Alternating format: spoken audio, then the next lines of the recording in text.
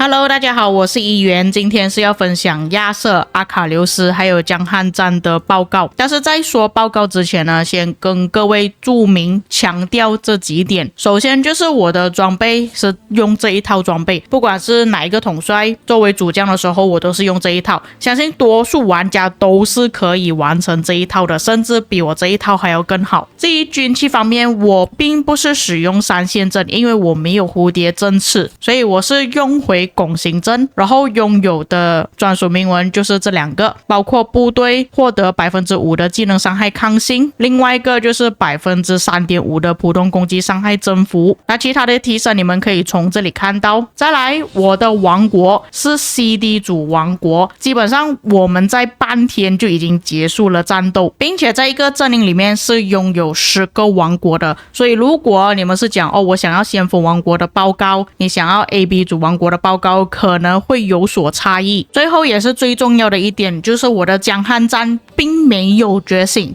只是3555，因为我相信大多数玩家都跟我一样是金头不充足的，尤其是最近推出太多统帅，有把阿卡琉斯觉醒之后都没有多少金头可以给江汉站了。但是之后我应该还会再一次做测试，就是当江汉站觉醒之后的表现会变成怎么样。所以暂时今天你们只能打这个报告作为参考而已啦。但是你们可以往另外一个方面去想，假设说我使用3555的江汉站出来的报告都很好的话，也就是表示说他觉醒之后可能会更加好。那还有就是要强调的一点，就是我所使用的部队全部都是骑兵，并没有其他的兵种，所以没有办法给你们看到秦始皇跟这个统帅的部队报告差异多少，跟其他的步兵差异多少，我只能给你看到其他的骑兵差异多少而已。最后也是最重要的，这些报告全部都是实战报告，不是单挑报告，没有公平，没有1对1。如果你要公平，自己去做模拟测试，或者是找你朋友测试，去埃及之战里面测试。因为你在战场上使用这些统帅是没有任何公平性可言的，你不知道对方使用怎样的装备、军器、技能、搭配、天赋，这些你都不知道。也有各种的因素，可能对方的人比较多，他围殴你的部队也说不定。但唯一我能确认的就是我的打架方式还是根据我以往的战斗方式。如果你不知道的话，你可以去看回我之前的直播，我是如何战斗的。那如果你可以接受我刚刚所强调的一些问题的话，那你就可以继续看这个影片下去了。假设说你看不下去，你觉得你不能接受的话，那么请你离开这个影片吧。那首先我们看亚瑟搭配阿卡琉斯的报告，因为之前他推出的时候我没有分享到实战报告，所以你们可以从这边稍微看一下。部队的争议呢也是可以稍微看一下吧，有些玩家会想要看。但是这边要跟大家讲一下，因为我们报名的剧本是特洛伊战歌，所以有一些神明的祝福，我个人是选择波塞冬的祝福啦，所以可能会有一点点影响。再来就是因为我在战斗的王国是 CD 主王国，可能敌人他们的装备军器或许没有这么好，可能会有影响。但是这边我是把我所有部队的报告全部都保存下来了，所以你们可以比较起其他部队跟我的部队的差别有多大。就比方说像亚瑟、阿卡琉斯跟斯基真德比较起来，差距会不会很大？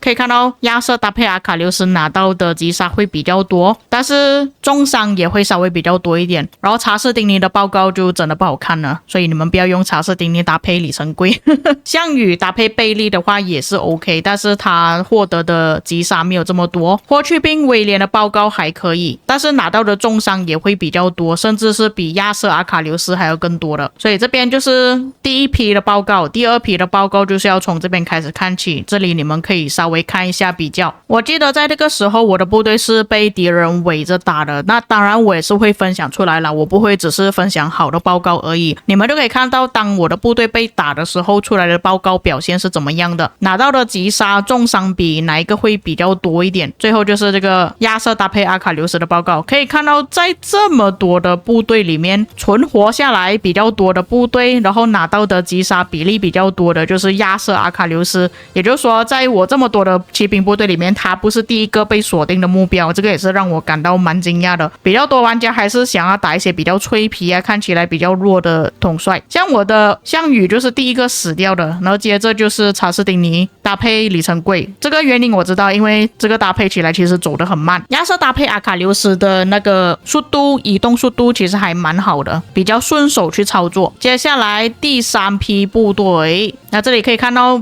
报告都是赚的，但是我们要看赚多少。像查士丁尼搭配里程柜的话，赚到的击杀，然后这个是敌方赚到的击杀。显然霍去病会比起查士丁尼的报告好一点，亚瑟的报告比霍去病更好，但是项羽的报告没有比起亚瑟的更好，司机的报告也没有比起亚瑟的更好，它是跟霍去病差不多吧，逊色一点点，比较起霍去病。所以可以看到这边我5个部队里面表现最好的就是亚瑟搭配阿卡琉斯。接下来另外一批的报告，从这一份报告开始看起，也是一样，项羽搭配贝利的报告，司机贞德的报告这里就没有这么好了。亚瑟搭配阿卡琉斯的报告依旧还是目前最好的。第4份报告，霍去病搭配威廉，最后就是查士丁尼的报告。下一批的报告，那这个时候你们就可以看到这边的报告接近1:1了，项羽搭配贝利的报告。那你们可以看到这边差距有多大，这边1:1的报告，但是来到了阿卡琉斯搭配江汉战的报告就变成相差4倍左右，那我们算3倍就好了。至于司机这边的报告也是1:1的，那贞德搭配亚瑟的报告还有小赚一点点，有赚了差不多1倍的报告。最后就是霍去病搭配里程柜，也是赚了差不多1倍。所以可以看到这边战损比最好，赚取最多的就是阿卡琉斯搭配江汉战，可见得江汉战的表现其实也是不错的，而且也是有弥补到一个问题啊。我搭配了江汉战之后，发现到我的部队变得比较硬一点，就是没有这么容易死掉。那么关于这一点，在我战斗的时候，我就有刚好做了这个截图，你们可以看到我的阿卡琉斯搭配江汉战的时候，血量还是白色的，但是其他部队的时候都已经黄色了，甚至红色。红色可能是因为司机跑得有点快啊，所以他就被敌人给打死了。当然，一份报告的参考价值不是很高啦，所以我们接着看下去。项羽搭配贝利的报告，这里赚了差不多一点点左右啦，也不是算特别多。阿卡琉斯搭配江汉战就赚了1倍多左右。霍去病搭配里程柜，这个时候就是我感受到我部队跑很慢的时候，所以你们可以看到这边报告是小亏一点点的。至于贞德搭配亚瑟出来的表现也算是不错。最后一个就是司机搭配威廉出来的表现也是小赚一点点，跟一开始看到项羽搭配贝利的报告是差不多的。所以这边看下来报告比较好的就是阿卡琉斯搭配江汉战，还有就是贞德搭配亚瑟，但是阿卡琉斯搭配江汉战的报告比贞德搭配亚瑟的报告还要更好一点。那中间隔了一段时间之后，我又在进行下一轮的测试了。这边可以看到司机搭配威廉报告是亏的，贞德搭配亚瑟的时候就有小赚那么一点点，霍去病搭配李珍贵也是小赚那么一点点。项羽搭配贝利的时候，这边报告就赚的比较多了，因为他不是第一个攻击的目标嘛。这里的报告大概是赚了3倍左右。那么到了阿卡琉斯搭配江汉战的时候，这边报告也是小赚一点点。这个时候就是项羽搭配贝利的时候赚比较多一点了。不过我觉得这个是偶然而已啦，因为他报告有时候不太稳定啊，有时候赚有时候亏了。再来下一轮的报告，这里我们可以看到司机搭配威廉报告是赚了差不多 2.5 倍左右。贞德搭配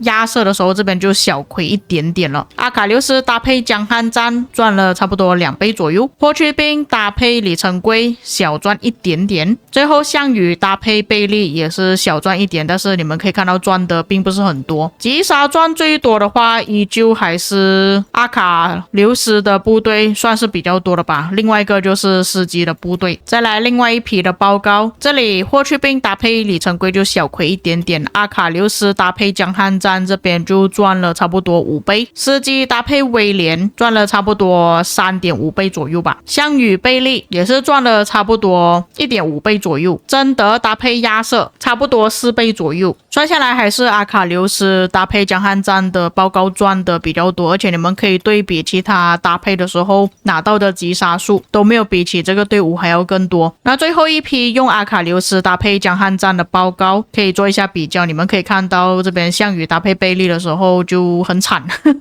因为有时候我这个队伍会被锁定啊，你们可以看到最后是被人家打死了，所以我知道它的原因啦，就是被敌人打死，所以报告才这么糟糕。至于其他部队是存活下来的，所以可以看到跟这个报告差距比较多啦，因为不管你用什么统帅都好，只要你被敌人锁定，报告肯定是不好看的。只是我们要对比一下其他的队伍跟我这个队伍相差多少，这里就差不多赚了5倍左右，这里就3倍。霍去病搭配李成桂就赚的比较少，这个原因我知道，真的是太慢了，他这个队伍搭配在一起操作手感很糟糕。最后就是贞德亚瑟就赚了1倍，以及杀数来讲的话，就是司机搭配亚瑟会赚比较多，但以倍数来说的话，就是阿卡琉斯搭配江汉站赚到的倍率会比较高一点。那原本我在做完这些测试之后呢，我们就几乎差不多快要结束了，因为这个地图的机制关系，我们可以安装那个木马嘛。其实这个木马来到这边的位置只是需要差不多15分钟左右就已经抵达了，然后你们建好之后就可以开始建旗帜，速度很快的，所以我们很快就搞定了。然后敌人就剩下这个地方，他们的木马也是快要被拆掉，他们一个要塞都没有成功建起来，快要结束了。那后来我们把旗帜建过去这里之后才继续打架，所以你们可以看到我这边还有做了一些其他的测试，但是这个时候我就是用亚瑟搭配江汉站了。那我们从这边的报告开始看起，这里也是一样用项羽搭配贝利的组合，但是看到报告1:1而已。司机搭配威廉的话就是赚了4倍左右，如果是亚瑟搭配江汉站就小赚一点点。霍去病李成桂也是小赚一点点，贞德搭配查士丁尼小赚一点点。至于为什么会搭配查士丁尼，是因为真的没有其他的选择了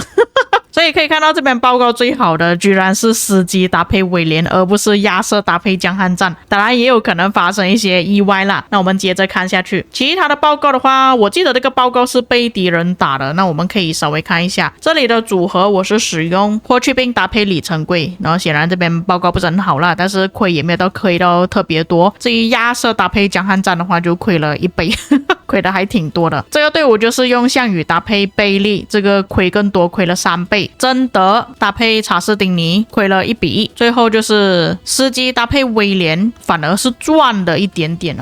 有点神奇啊。再来第3批的报告，用亚瑟搭配江汉站，但是这边击杀有点少啊，打的时间不是很长啊，所以这边你们快速带过吧。可以看到我自己本人用亚瑟搭配江汉站的时候效果就没有这么好，可能是因为我没有蝴蝶针刺的关系啊，不是使用连击的军器。但是你们可以看到，当我使用阿卡琉斯搭配江汉站的时候，其实效果是不错的。贞德搭配查士丁尼报告就赚了接近1倍左右啦。项羽搭配贝利赚了差不多3倍，司机威廉1.5倍，霍去病李成桂也是差不多接近1.5倍，亚瑟搭配江汉站赚了差不多5倍左右。所以这边看下来表现还是可以的，只是它报告不太稳定而已。那另外一批这边的报告呢，是因为项羽他去建旗帜啊，所以他的报告跟其他的统帅距离会比较远，所以我们不看项羽的报告，我们看这边统帅的报告好了。这里霍去病李成桂赚了3倍，司机威廉赚了差不多接近5倍左右，亚瑟江汉站哇这里赚的特别多，以他的那个倍率来算的话是赚很多，但是他并不是我现在这边击杀最多的。最后就是贞德搭配查士丁尼小赚一点点。再来这边霍去病的问题你们也可以看到啊，他是被我的敌人锁定，然后他这边就掉了很多，但出来报告还可以接受啦，接近1:1。项羽搭配贝利小亏一点，亚瑟搭配江汉站反而有赚一点点，司机搭配威廉反而报告比较好，贞德搭配查士丁尼报告也是比较好，这2个统帅存活的时间比较久。再来这一份报告就是正常打啦，并没有死掉部队，这里就赚了1倍左右，司机搭配威廉就赚的比较多一点，霍去病搭配李成桂也是小赚一点，差不多1倍左右。亚瑟搭配江汉站